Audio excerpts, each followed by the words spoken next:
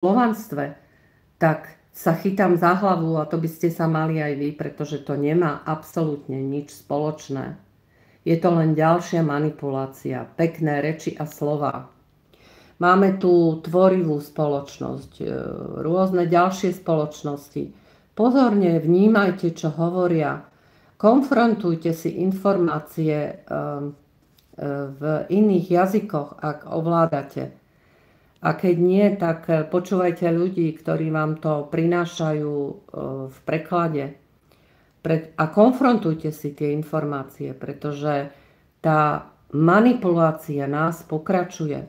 Ja osobne tvrdím, že dochádza iba k preskupeniu globalistov, ktorí ale strácajú svoju pôdu pod nohami.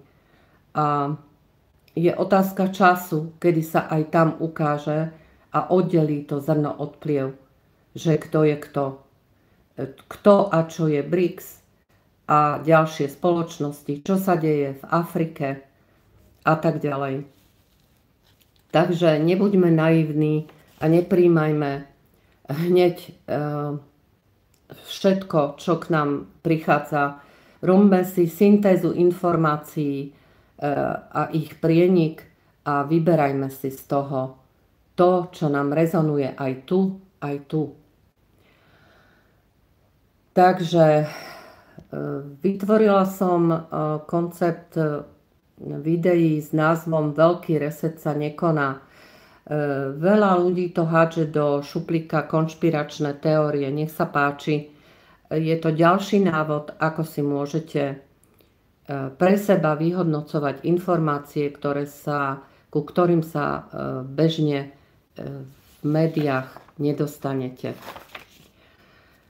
Takže ja prajem všetkým, ktorí idú k voľbám, aby mali správnu a istú ruku, aby skontrolovali obálky, či majú štátny znak, či odfotili zápisnice.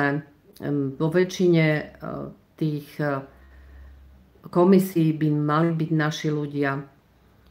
A voľte teda srdcom, ale hlavne rozumom. Ale hlavne zostaňme v kontakte, pretože tá najväčšia práca a skutky nás ešte len čakajú.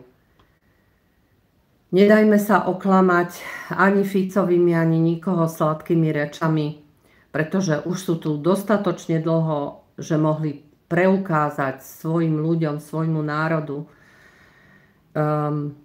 skutkami, čo im odovzdali, rozkradnutú kasu a totálny bordel vo vzťahoch, v paragrafoch, v inštitúciách.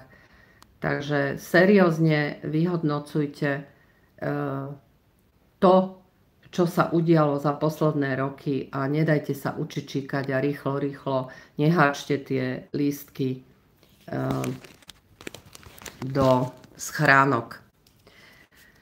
Zabojujme za svoju vlastnú ľudskú dôstojnosť, za normálne medziľudské vzťahy. Zabojujme za svoje ľudské práva a slobody. Nie len u nás doma, ale aj vo svete, pretože všetky štáty momentálne riešia to isté. Má to globálny charakter a nazdávam sa, že to prerastlo hranice naše štátne a že v súčasnosti už potrebujeme podporu na medzinárodnej úrovni, pretože v rámci svojho národa a štátu je to nedostatočné. Takže tvorme spolu, tvorme novú tvorivú spoločnosť, poďte s nami o tom nielen diskutovať, ale konať. Ďakujem vám, že ste ma vypočuli, prajem vám šťastnú ruku pri voľbách, šťastné rozhodnutie a hlavne venujme sa tejto migrantskej kríze, ktorá je vysoko nebezpečná pre nás, naše rodiny a naše deti. Prajem vám krásne dni septembrové. Vidíme sa, počujeme sa. Je tu s vami váš Národný krízový štáb a my všetci vlasteneci, národovci zo srdca. Ahojte.